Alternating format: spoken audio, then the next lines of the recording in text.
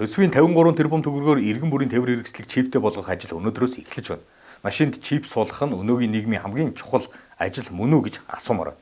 Эмнэлэг сургуульд хүрэлцэхгүй байгаа хүнд үед төсвийн мөнгөөр амьдралгүй ажил хийж байгаад иргэд эрдүүцэлтэй хандаж байна. Сайн байна. За сайн байна. За энэ та цахим орчинд сонссон болов уу үгүй нөгөө машин болгонд нэг чип суйрлуулна гэдэг байгаа. За энэ талаар бас өнөөдрөөс суулгаж эхэлнэ гэдээ ярьж байсан. Би нэг бол үнэхээр гайхаад байна. Одоо яг юунд хэрэгтэй? Энэ чип одоо би энэ гэрлэн дөхөнд төрний 460-ын 500-ыг харсан л та. Гэрлэн дөхөөгөө шинжлэх гэж байгаа мөсөн чи чип шинжлэх гинэ. Өнөөдрөөс суулгаж эхэлнэ гэсэн. Би одоо үнэхээр гайхаж байна. Яг юунд хэрэгтэй? Яах гэж байгаа бол баг өөрөөс чинь л асуумаар. Улсын одоо өвдөн төсвөөс бүхэлдэн 53 тэрбум төгрөгөөр яг ийм зүйл хийгээд. Тэгээд үүнийгээ одоо хилээд байгаа одоо дарга нарын хилээд байгаа зүйл нь төгжрлийг бууруулна гэдэг. Яагаад чип наснараа төгжрөл буурах уу? Гардгүй одоо дугаарын хязгаарлалт гэж байгаа те 7 ногт нэг өдөр явдаг нэг машин жишээ те тэргээ зогсож байгаа. Би бол жолоочны үед би зогсдог. Гэхдээ яаж болох нь гэдэг би өөрөөсөө үнэндээ миний ухаанд бол багтахгүй. Энэ бол зүгээр би төсвийн мөнгийг хайрын төсвийн мөнгө дэндүү өрлөгөө урж яана л гэж харж байна. Энийний хооронд замаа хөрсгөж нэг хүүхдийн имлэг барьж тийм үү одоо нэмлэгүүдээр яваад үзтээ шалан дээрээ төлөвчж штэ.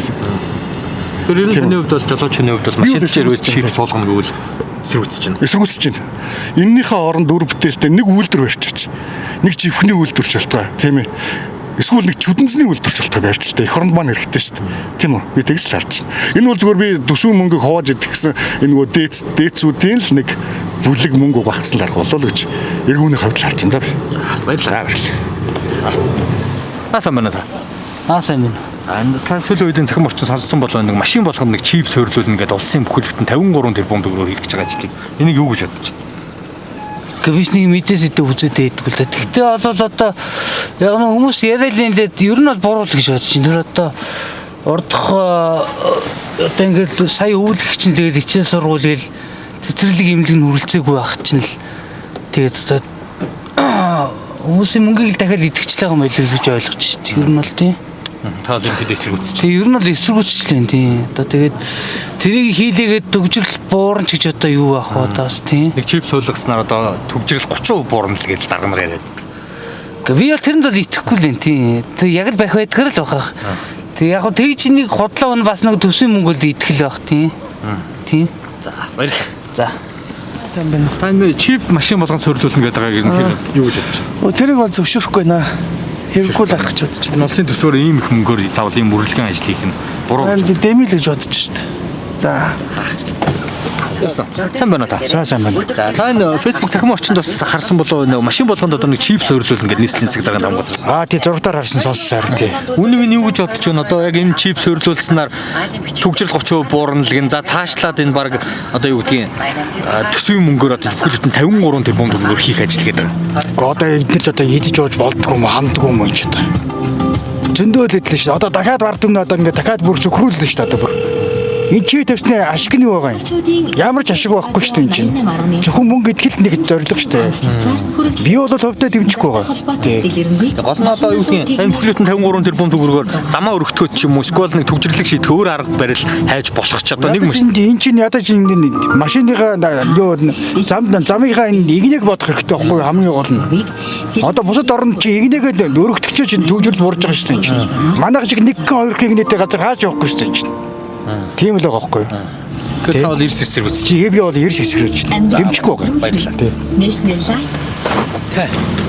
Та энэ сүүлийн үед гараад байгаа нэг машин болгон чип суйрлуулна гэдэг мэдсэн үү? Дуусна уу? Тэ нэг сар даасан шүү. Тэрийг юу гэж бодож байна? Одоо энэ уг нь хүн хэцүү цаг үед бүхэлдээ улсын төсвийн мөнгөөр 53 тэрбум төгрөг зарлагдаж одоо машин болгон чип суйрлуулна.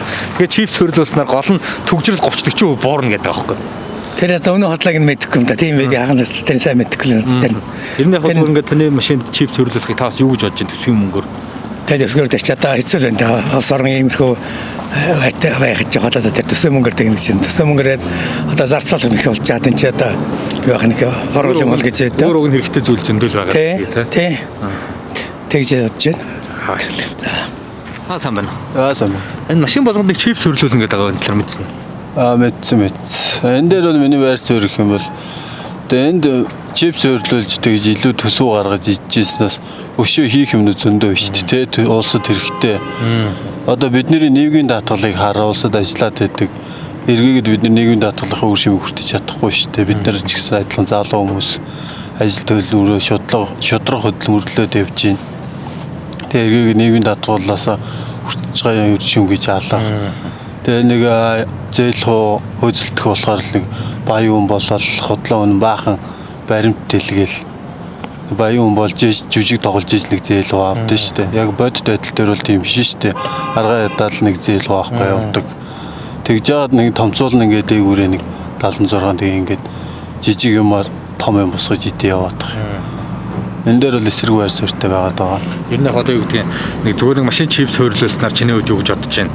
Машин чип суйрлуулаад энэ төгжрөл 30% буурч юм байна гэж байхгүй шүү дээ. Одоо хар ухаанаар ботход тэгээ бууруулцдаг бол одоо энэ бусад төгжөлттэй орнуудаас л харалтаа. Бусад орнууд юм илүү дутуу юм хийхгүйгээр дорн тэгээ зохицуулсан л байж байгаа шүү дээ. Тэгээ жишг орнуудаас хараад тий. Заавынхаа игнийг ч өргөсгдөг юм уу? Тэгэд нэг том албан газрынхан л ингээд одоо харахад нэг барилга нь ингээд нэг замыг ингээд шахацсан, хоёр игний зам нь нэг болцсон. Яг тэр албан байгууллагын үүдэн тийм л байж дээ шүү дээ. Харахад. Тэр бол энэ чиний хувьд бол жолоочны хувьд бол эсэргүүцэж байна. Нөө бид нэр тэгээ хувийнхаа одоо эд хөрөнгөнд ч гэсэн шууд халдуулж ийн гэж ойлгож байгаа шүү дээ. За, шүгэл. За.